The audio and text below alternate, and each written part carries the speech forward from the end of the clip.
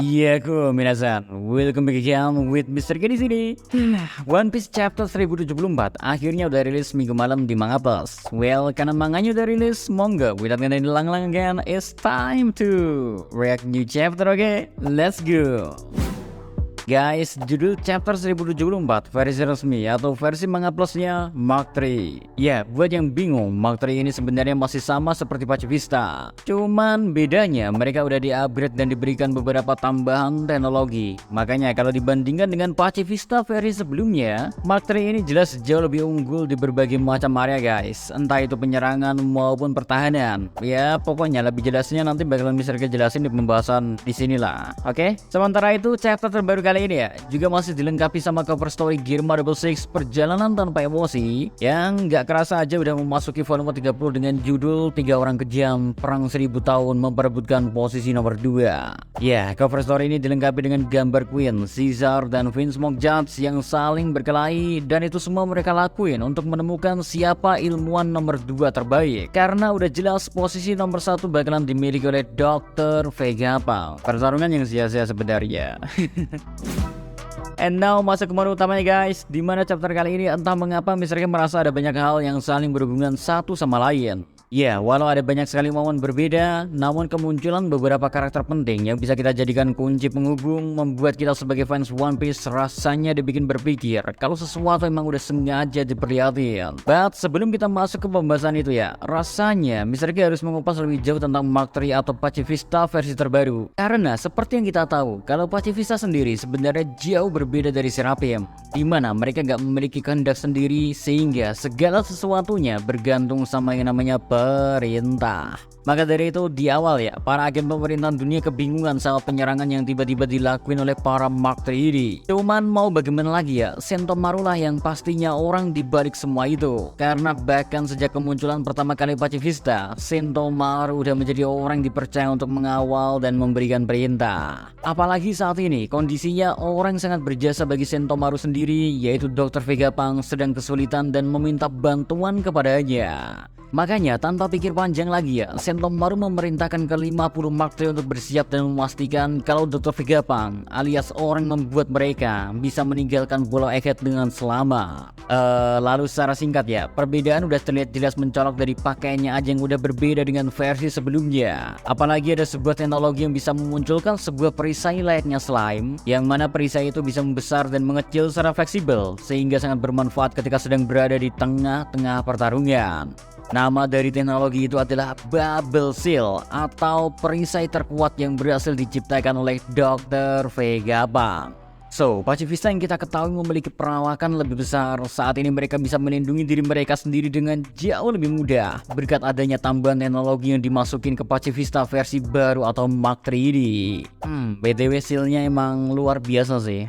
Bazooka aja bisa tertahan loh rek. Misalnya malah penasaran sebenarnya asal usul pembuatan dari seal itu dari mana. Lanjut di sisi lain, sang pencipta dari Mark III dan orang yang meminta Luffy untuk membawanya kabur dari Pulau Egghead, siapa lagi kalau bukan Dr. Vegapunk, tiba-tiba aja diperlihatin menghilang guys. Sampai Aur Bakasincho Luffy sendiri ya, yang ingin mencari aja menyerah berkat kelelahan karena mencoba berlari ke sana kemari, namun tak kunjung bertemu Dr. Vegapunk yang asli. Ya, menghilangnya Dr. Vegapunk tentu menjadi tanda tanya yang cukup besar, karena bukannya dia sendiri yang ingin pergi dari Pulau Egghead, tapi mengapa malah dia sendiri yang tiba-tiba aja menghilang. Menariknya lagi, hal ini lagi-lagi bersamaan dengan sabotase yang terus terjadi di atas laboratorium Sauno, sehingga ngebuat kita semua semakin penasaran sebenarnya apa niat dan tujuan asli dari Dr. Vegapunk. Lalu apakah sebenarnya dia orang di balik sabotase yang terjadi kepada Frontier Dome? Soalnya pada awal terjadinya sabotase pertama, kita seperti emang dibuat curiga ke salah satu kloningan dari Dr. Vegapunk. Akan tetapi kalau dipikir-pikir secara lebih jauh, kayak misalnya aja emang benar salah satu dari kloningan Dr. Vegapunk ada yang berkhianat, dampak seperti apa yang bisa dia ciptakan ke depannya? Karena mau kayak gimana pun, bukannya cloningan dari Dr. Vegapunk hanya mentok memiliki salah satu sifat dari yang aslinya, dan bahkan ilmu yang mereka miliki aja masih terbagi pada yang lain. So, kalau misal Lilith kita anggap aja seperti kebanyakan orang mengira karena dia mewakili sifat buruk dari Dr. Vegapunk, kankah hal itu terlalu jelas dan tidak seperti gaya Oda Sensei yang biasanya? Maka dari itu guys, mungkin aja malah menghilangnya Dr. Vegapunk menjadi salah satu clue untuk menjawab siapa orang yang menyabotase rencana kabur mereka ini. Cuman di saat yang bersamaan, kalau emang bener Dr. Vegapunk lah orang dibalik semua ini, mengapa dia sampai harus melakukan hal itu? Padahal jelas-jelas dia sendiri yang ingin segera bisa keluar dari Pulau Egghead. So, masih gak menutup kemungkinan juga kalau ada karakter baru yang akan segera diperlihatin pada arc kali ini. Di samping itu, kalau Dr. Vegapunk diperlihatkan menghilang, Bonnie sendiri berarti posisinya sedang sendirian dan masih berada di ruangan tempat emosi dari Kuma berada. Nah, di situ Bonnie diperlihatin sedikit kilas balik tentang ayahnya, bagaimana sejak kecil ya ternyata Bartholomew Kuma sudah menjadi korban perundungan. Walau masih belum jelas oleh siapa sebenarnya Kuma diincar dan karena alasan apa. Cuman kalau kalian pengen denger opini Mr. K ya Mr. K berpendapat ngelihat ada bayang-bayang hitam rambut kayak Menara Monas, ada indikasi ini berhubungan dengan Tenryubito. Tapi gak tahu juga lah. Karena sayangnya ya belum sempat selesai melihat seluruh masa lalu dari Kuma hingga sampai ke alasan mengapa Kuma memutuskan untuk merubah dirinya menjadi seperti saat ini. Bonnie sudah terlempar dari dunia yang bisa memperlihatin masa lalunya Kuma itu. Kekuatan yang emang jelas-jelas menarik sekali. Apalagi kalau kita baru aja baca teori yang dibuat oleh God Roger, kita serasa langsung terpikir kalau mungkin aja cara yang sama sempat terjadi. Dan bagaimana Oden, Roger dan seluruh krunya bisa mengetahui segalanya tentang dunia ini, gak lain dan gak bukan berkat kekuatan buah Nikyu Nami juga. Tapi satu hal yang bisa kita lihat dari terlemparnya Bonnie dari melihat masa lalu Kuma itu ya, untuk bisa terus mengikuti seluruh emosi dari ayahnya, orang menontonnya juga harus memiliki emosi yang kuat dan siap dalam menyaksikan apa yang akan terjadi guys. Karena kalau enggak dan hanya menggunakan tekad setengah hati, hasilnya agak akan berbeda jauh dengan apa yang terjadi kepada Bonnie, yaitu terlempar. Kalau ada waktu ya, Mr. K coba bahas dah masalah ini. Terus satu hal sebenarnya yang cukup menjadi kejutan di chapter ini guys, ialah bagaimana Nefertari Vivi ternyata diperlihatin ada bersama Morgans. So, buat beberapa teori yang udah berpikir kalau Vivi diculik atau masih disandera oleh pemerintahan dunia, atau bahkan ternyata Vivi melarikan diri bersama Sabo, faktanya saat ini Vivi sedang bersama Wapol di atas kapal balon milik Morgans. Ya, apa yang membuat hal ini menarik adalah bagaimana kabar Vivi diperlihatkan saat setelah konfirmasi kalau Stasia adalah mata-mata dari Dr. Vegapunk. Sehingga bukankah sebuah kejadian di Marijua terasa bisa kita reka ulang, mulai dari kematian dari Raja Cobra yang kemungkinan dilakukan oleh para CP0 atas perintah dari Gorose atau bahkan Im-sama sendiri. Maka di momen itu Vivi tentu menyaksikan secara langsung kejadian itu, dan walaupun yang kita ketahui dari Vivi kecil, dia selalu mencoba mengusili Vivi. Sangat mungkin kalau dia menguntit dan gak sengaja melihat momen Raja Cobra dibunuh oleh para CP0.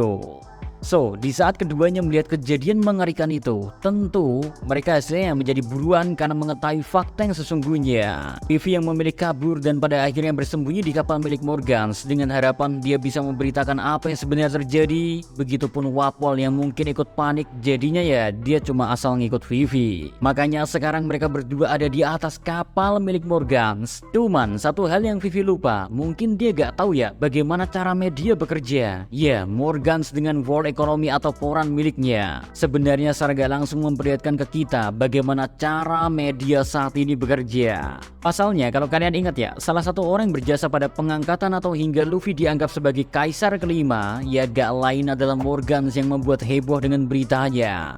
Lalu sekarang Morgans malah mencoba menjatuhkan Luffy dengan cara membuat berita yang gak sesuai dan malah menuduhnya akan menentang angkatan laut. So, dari sini ya bisa kita lihat kalau media hanya berpihak kepada sesuatu yang membuat mereka untung. Ya persis ya, emang kenyataannya seperti itu rata-rata. Terlepas dari betul atau tidaknya informasi yang mereka sampaikan. But kita lupain aja tentang bagaimana media dan Morgans bekerja guys. Karena apa yang membuat semua ini makin menarik ya, balik lagi ke Stasi yang harusnya dia tentu tahu dan melihat secara langsung bagaimana Raja Cobra dibunuh. Kalau aja emang bener CP0 lah orang dibalik pembunuhan tersebut. Nah, kalau emang Stacy mengetahui hal ini, harusnya cepat atau lambat kemungkinan dia bakal menceritakan apa yang dia ketahui ya ke Luffy atau mungkin hanya ke Vegapunk saja. And the last part nih yang bikin Mr. K seneng ya, mungkinkah reuni akan kembalinya Vivi bersama kru topi jerami udah tinggal sebentar lagi, karena rasanya semua kru yang ada saat ini mengarah kepada hal ini guys. Walau memang mungkin gak dalam waktu dekat ini, secara apa yang sedang terjadi di Pulau Egghead masih sangat jauh dari kata aman. And yang bikin Mr. K agak khawatir ya, lagi-lagi kita dikasih lihat bagaimana Luffy ditinggal bersama Zoro berduaan saja, yang artinya bakal banyak momen kacau yang udah menunggu di depan mata. Ini bagian terserunya sih, apalagi kita ngeliat kan Zoro jaga Kaku lah, terus si Luffy jaga Lucy. Ini kita tinggal lihat nanti kayak gimana. Oke, kayaknya cukup segitu aja dulu buat konten kali ini guys. So, see you next time. Ada saya Karamelo, stay safe everyone. Salam Adi Media.